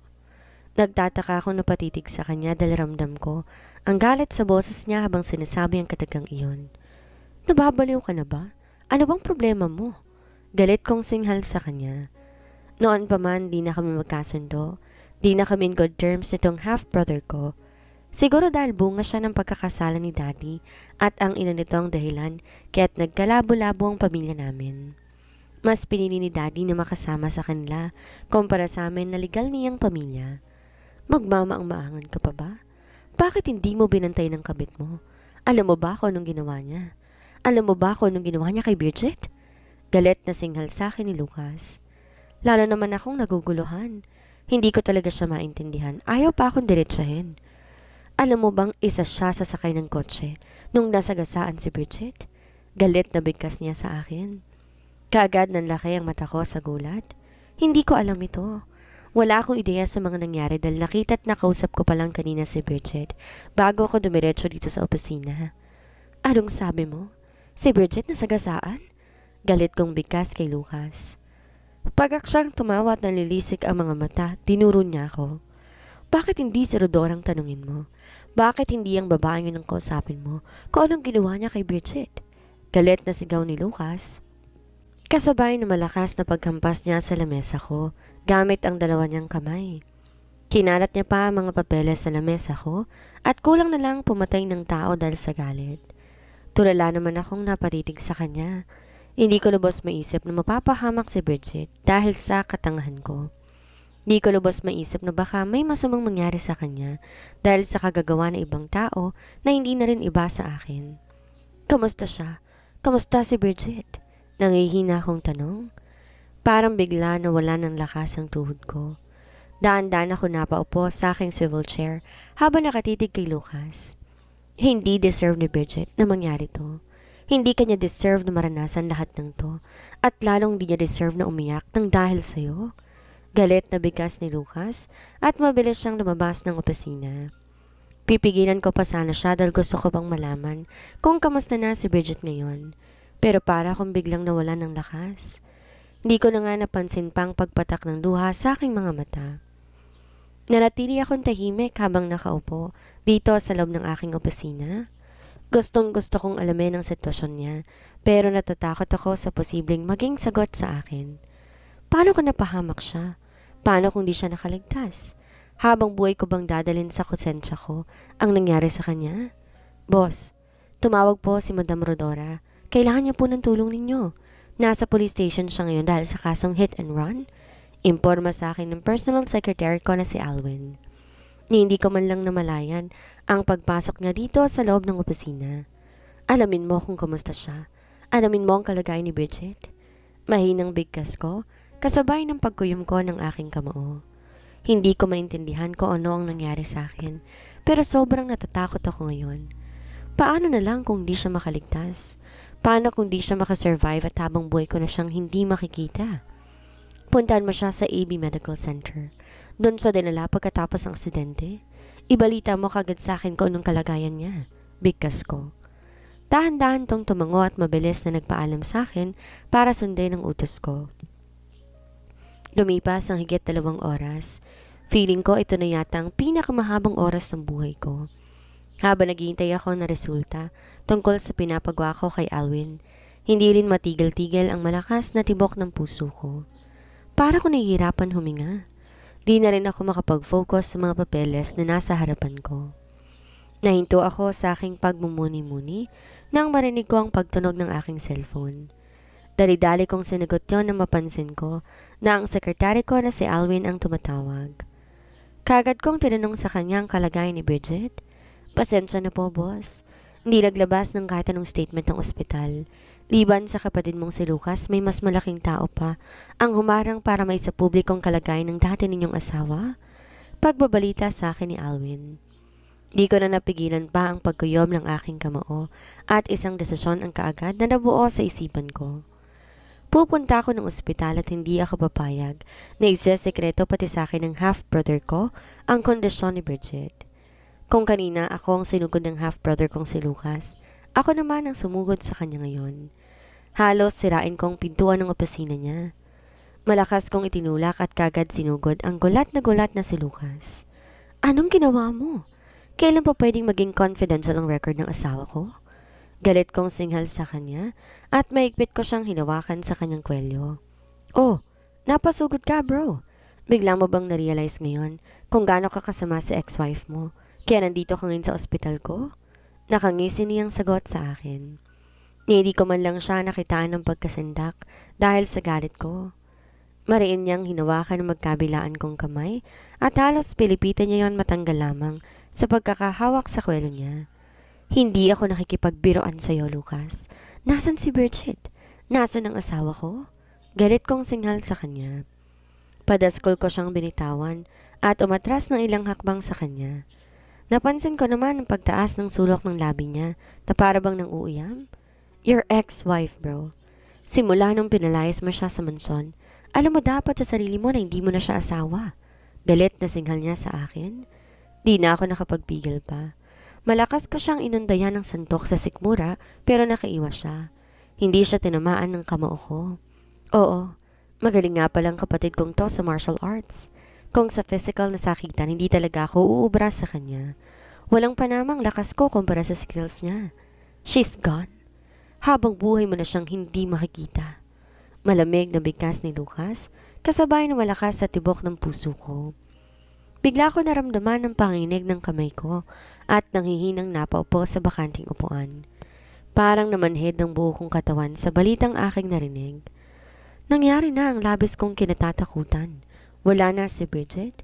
Tuluyan na siyang lumisan. Tuluyan na nga niyang nilayuan ang isang walang kwentang lalaking kagaya ko. Kung wala na siya, nasaan ang katawan niya? Gusto ko siyang makita. Gusto kong makita si Bridget. Galit na sigaw ko kay Lucas. Nanlilisik naman ang mga matang tinitigan niya ako. Mukhang wala talaga ako makuhang matinong sagot mula sa kanya. Nahihinuha ko na habang buhay na kaming hindi magkakasundo ng kapatid kong to. Para ano pa? Para bigyan ka ng satisfaction sa mga kagaguhan na ginawa mo sa kanya. Gusto mong makita ang kalunos-lunos niyang sitwasyon para mas lalo mo siyang pagtawanan? Galit namang sigaw niya sa akin. Kagad kong naikayom ang kamao ko at kulang na lang sugurin ko siya at pagsasapakin hanggang sa dumugo ang kamao ko at ang kanyang mukha. Hindi niya ba nakikita? Masyadong masakit sa akin ang nangyayaring to. Masyadong naghihirap din ang kalooban ko sa kaalamang wala na si Bridget. Ni hindi man lang ako nakahingi ng dispensa sa lahat ng mga kagaguhang ginawa ko sa kanya. Simula nung nagsama kami, puro pasakit na lang ang ibinigay ko sa kanya. She is my wife. May karapatan akong makita siya sa huling sandali. Bigkas ko kay Lucas. Pagak naman tong tumawa, tinuro ang pintuan ng kanyang opisina. Out! Get out! Kahit alughugin mo pa ang buong ospital, hindi mo makikita ang katawan niya. Galit na singhal niya sa akin. Hindi makikita? Bakit? Nasaan siya? San mo dinala ang asawa ko? Galit na sigaw ko sa kanya. Kung may babalik ko lang sanang lahat, gusto ko na sanang baguhin kung ano man ang pakitungo ko sa kanya noon. Gusto kong bumawi sa lahat ng mga kasalanan na nagawa ko sa kanya. Sana, tinatrato ko siya ng maayos. Bakit ngayon ko lang lubusang naramdaman ang kahalagahan niya? Bakit ngayon lang kung saan wala na siya? Bakit? Kinuha na siya ng kapatid niya. Dinala na siya sa lugar kung saan wala nang sino mong makakapanakit sa kanya. Kung saan wala ka at walang rodora ang manggugulo sa kanya. Bigkas ni Lucas sa akin. Nagpatiuna na siyang lumabas ng kanyang opisina. Naiwan naman akong tahimik na nagdurusa. Di ko alam paano makakabangon ulit. Sobrang sikip ng puso ko at para akong mababaliw sa tuwing sumasagi sa isip ko mga kawalang hiyaan na ginawa ko kay Bridget noong nagsasama pa kami. Boss, tumawag po ulit si Ma'am Rodora. Nagmamakaawang punta niya raw po sa presinto. Pinasok na siya sa loob ng selda. Ayaw daw maniwala ng mga pulis na wala siyang kasalanan. Hindi naman daw siyang driver ng kotse kung saan nabangga si Ma'am Bridget. Kagad kong pinunasan ng luha sa aking mga mata nang marinig kong sinabi ng personal secretary ko na si Alwin. Blanco ekspresyon ng mukha, tinitigan ko siya bago ako nagsalita. Hayaan mo siyang makulong. Hayaan mo siyang mapagbayaran lahat ng kasalanan niyang nagawa. Seryoso kong bigkas sa mabilis ang hakbang na naglakad palabas ng opisina ng ospital. Nagpa siya akong umuwi na muna ng mansyon. Parang lutang ako sa mga nangyari. Di ako makapag-isip ng tama. Paulit-ulit lumilitaw sa balintataw ko ang malungkot na mukha ni Bridget. Bakit siya pa? Dapat ako na lang eh. Ako tong makasalanan kaya dapat ako na lang pinarusahan. Bakit siya pa na walang ibang ginawa kundi pakita sa akin kung gaano ako kahalaga sa kanya? Bridget! Bridget! Paulit-ulit kong bigkas habang nakakuyom ang kamao ko. Hindi ko alam kung paano magpapatuloy sa buhay ngayong wala na siya. Alam ko sa sarili ko araw-araw kong uusigin ang aking konsensya dahil sa nangyari sa kanya. Pagdating ng mansyon, diretso ako sa kwarto ni Bridget. Ang kwarto na alam kong naging saksi sa paghihirap ng kalooban niya.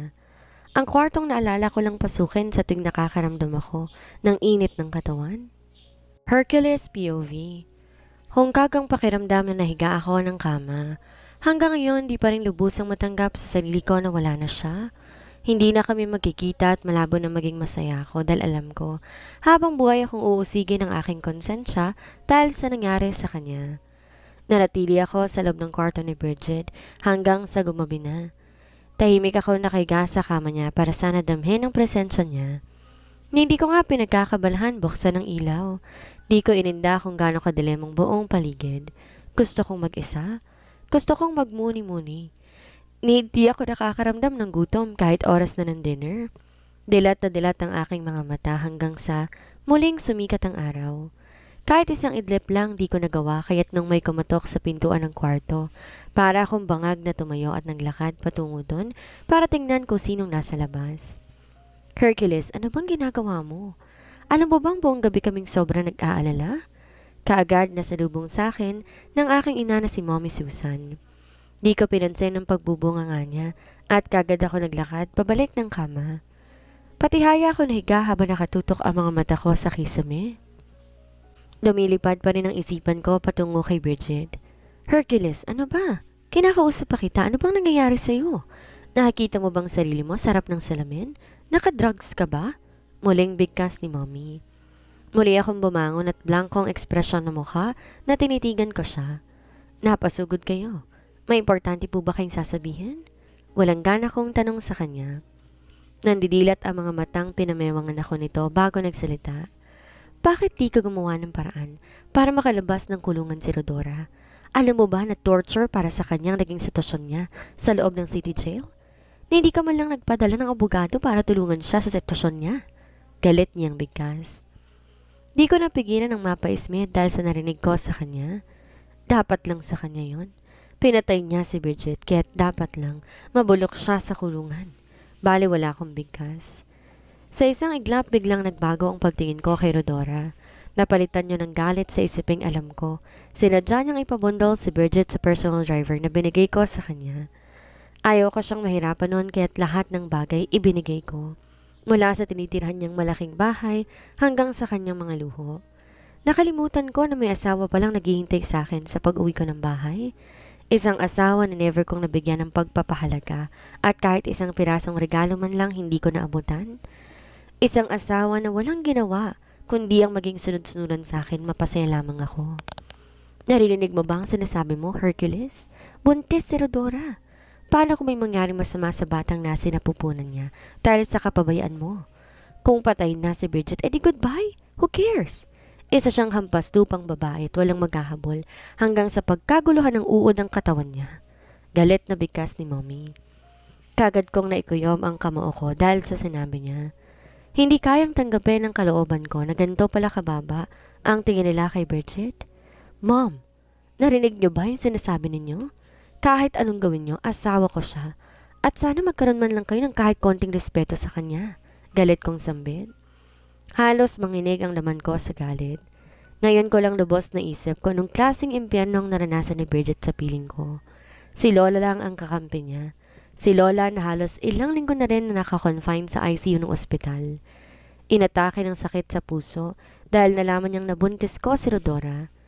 Alam ng lahat na wala siya ibang gustong babae para sa akin, kundi si Bridget lang. Kaya nung nalaman niya na niloloko ko lang pala si Bridget, narikip ang dibdib niya hanggang sa humantong sa heart attack. Mabutit na agapan at nadala kaagad sa ospital. Napansin ko saglit na natameme si Mommy dahil sa sinabi ko. Gulat siyang napatitig sa akin at nangihina na napaupo sa kama. Magpapadala ako ng abogado para piyansahan siya. Malamig na bigkas ko kay Mommy. Seryoso niya naman akong tinitigan. Para bang binabasa niya ako nung laman ng isipan ko. Makakalimutan mo rin ang babaeng yun. Nakawala ka na sa kanya at ayusin mo yung buhay mo. Malapit na kayo magkaanak ni Rodora. Kaya umaasa ko na maging responsable kang asawa at ama ng anak ninyo. Bigkas ni Mommy.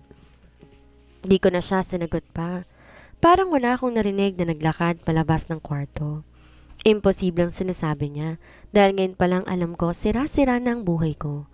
Habang buhay kong magiging daladala sa isip at puso ko ang mga nangyari kay Bridget. Habang buhay kong pagsisisihan lahat ng mga pagkakamaling nagawa ko. Bridget's POV. 7 years later, Ninoy Aquino International Airport, Terminal 1. Suot ang Gucci retro tweed mini dress na pinaresan ko ng 2 inches high heels. Parang model ang hakbang ko habang naglalakad palabas ng airport. Nakasunod ang 3 bodyguards at 2 yaya ng kambal kong anak habang taas noo akong naglalakad.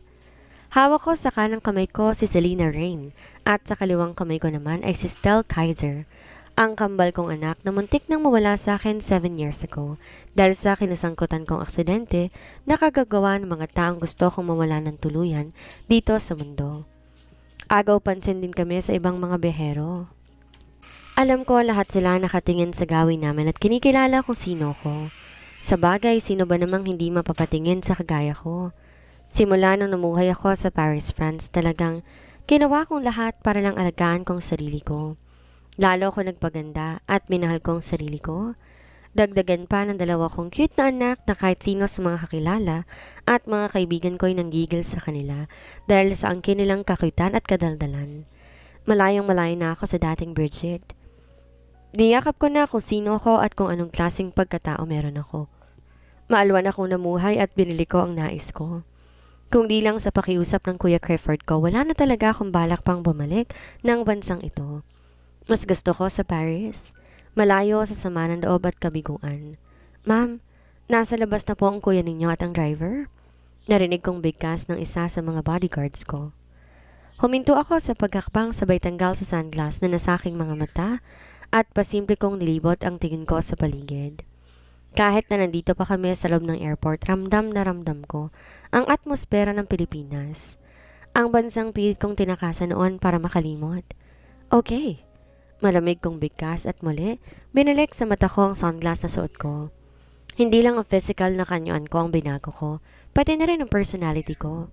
Kasabay ng pagkaka-aksidente ko noon ay ang pagkamatay ng dating ugali ng Bridget na kilala ng lahat at mga taong nakakakilala sa akin.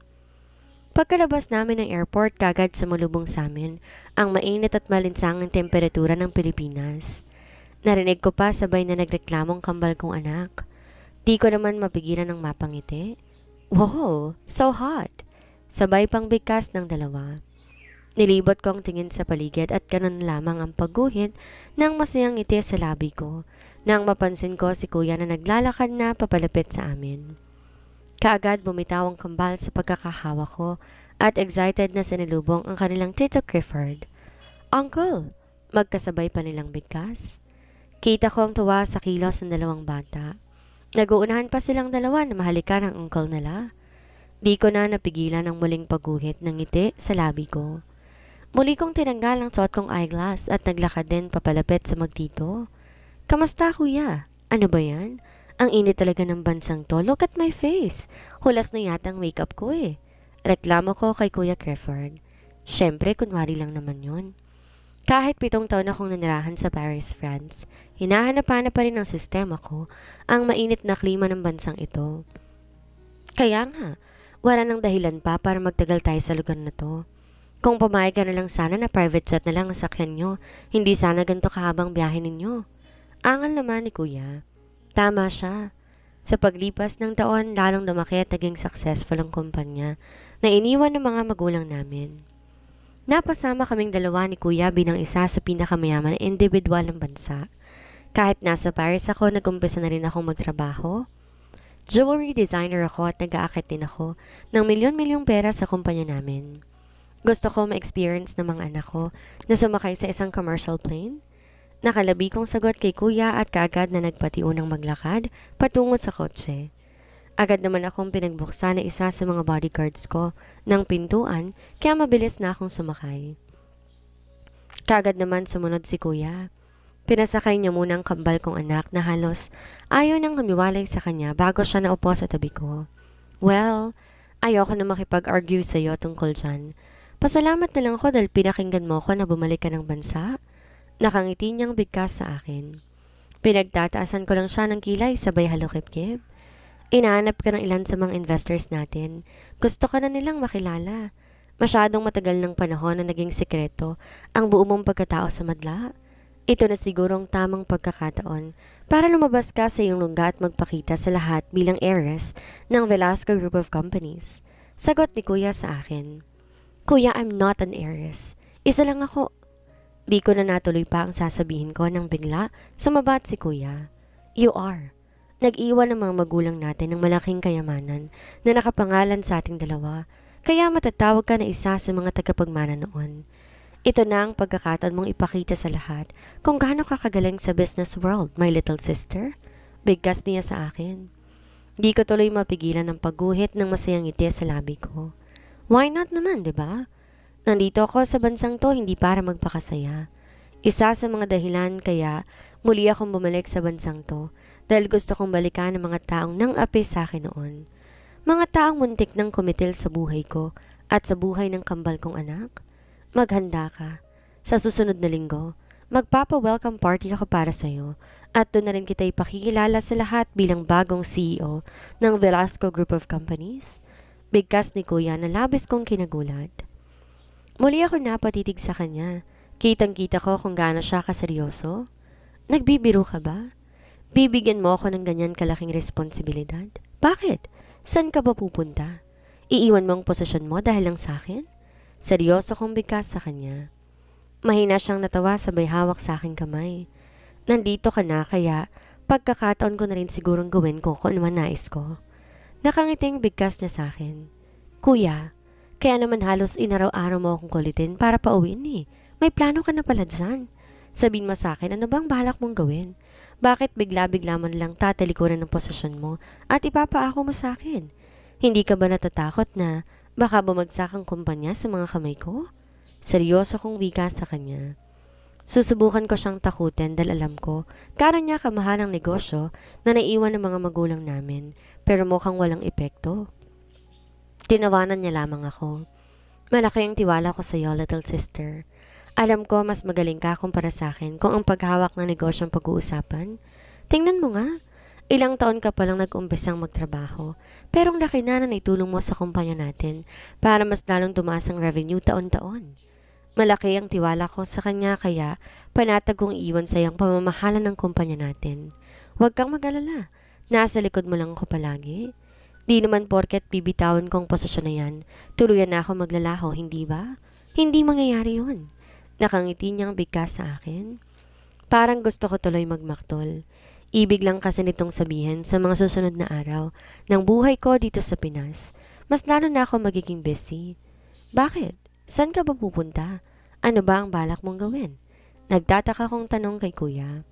Hindi siya magkakaganito kung walang malalim na dahilan eh. Alam ko may gusto tong gawin sa buhay niya noon pa.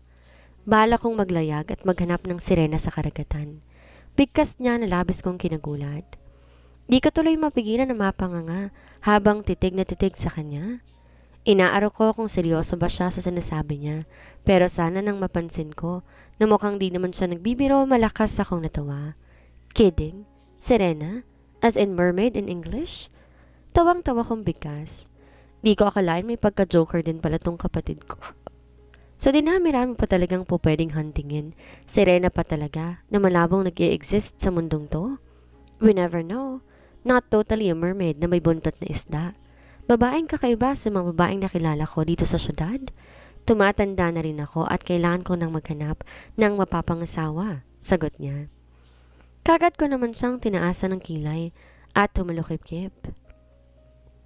Maghahanap lang pala ng babaeng mapapangasawa, kaya gustong iwan ang pagiging CEO niya. Ang dami namang babae dyan halos maghubad na sa harapan niya, gusto pang lumayo. Sa bagay, ayoko ring mapunta siya sa mga babaeng cheap. Babaeng katulad ni Rodora, dahandang gawin ang lahat makuha lang gusto. Babae na walang pakialam sa damdamin ng kapwa niya babae. Humanda talagang babaeng yun. Silang dalawa ng ex-husband kong si Hercules, lintik lang talagang walang ganti. Sa pagkakataong to, sisiguraduhin ko, sila naman ang iiyak at magdurusa. Fine, 100% support ako dyan sa desisyon mo.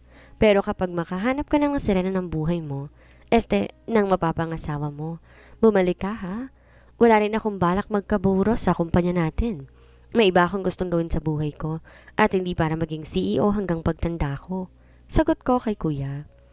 Nakangiti naman siyang kaagad na tumango. Promise, babalik kaagad ako and besides, di naman talaga ako mawawala no? Nasa paligid pa rin ako, handa kang protektahan sa lahat ng oras, pati na rin ang kambal kong pamangkin.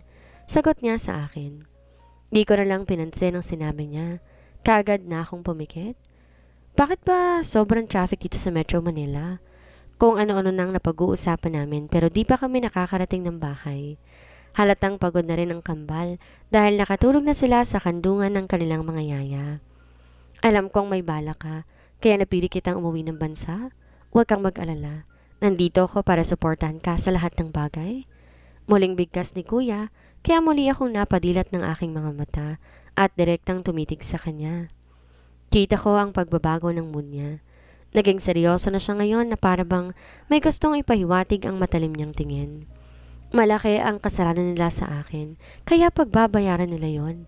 Bigkas ko at muli umayos ng upo.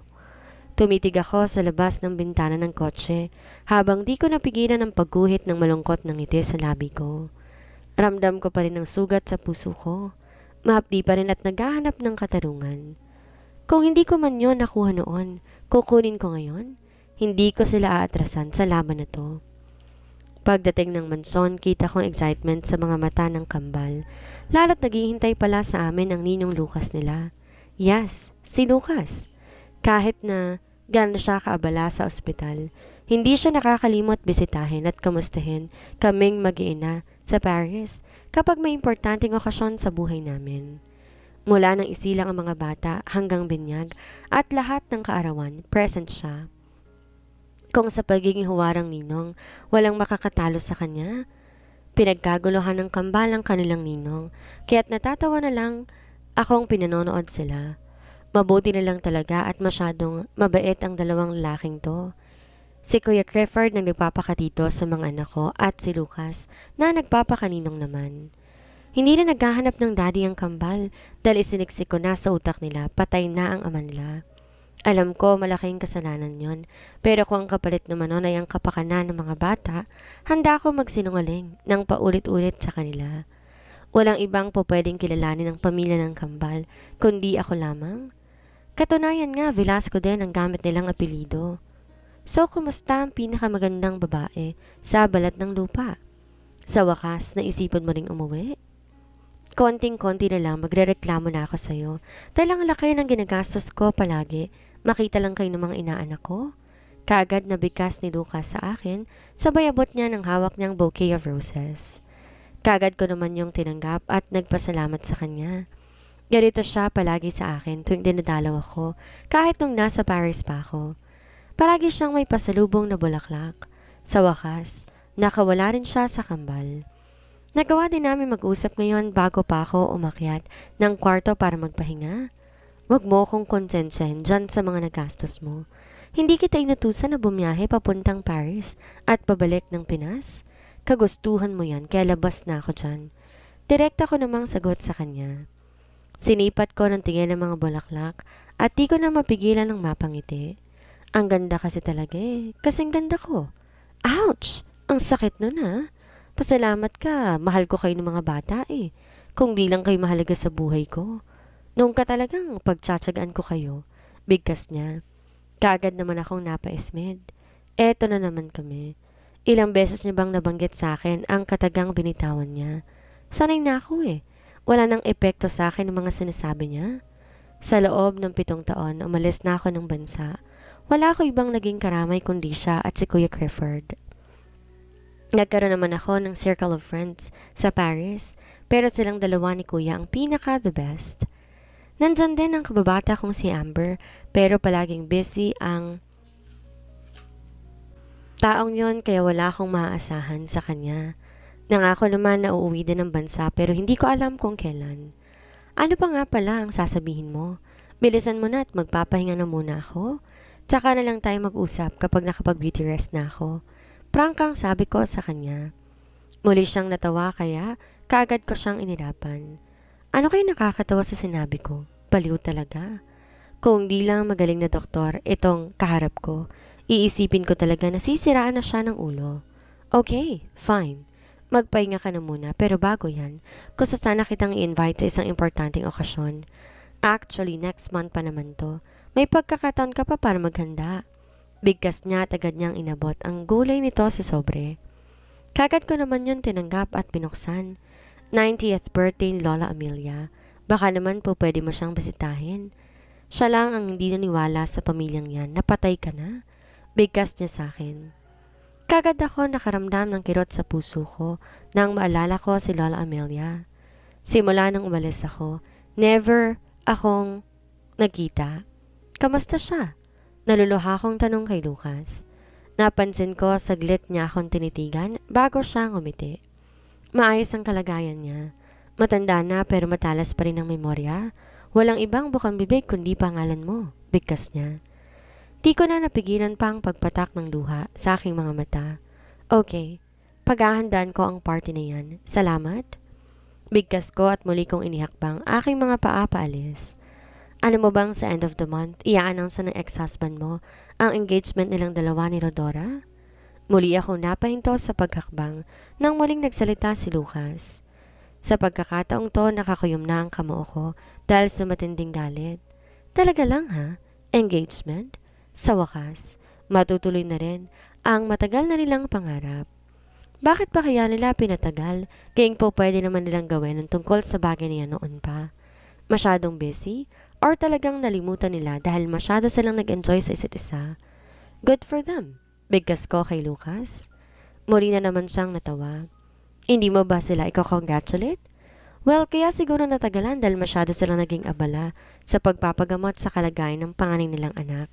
You know, nung umalis ka, alam natin pareho na buntis din si Rodora. Kaya lang, hindi pinalad ng bata. Meron siyang congenital heart defect. Bigkas ni Lucas. Hindi ko tuloy malaman kung anong magiging reaksyon ko. Oo nga pala. Buntis din si Rodora noon. Kaya nga halos isaksak sa akin ni Hercules ang divorce paper. Pinirmahan ko lang eh. Nagtagumpay man sila sa gusto nila pero mas maswerte pa rin pala ang kambal kong anak kumpara sa anak nila. Tama lang na hindi ko siya ipapakilala sa mga anak ko.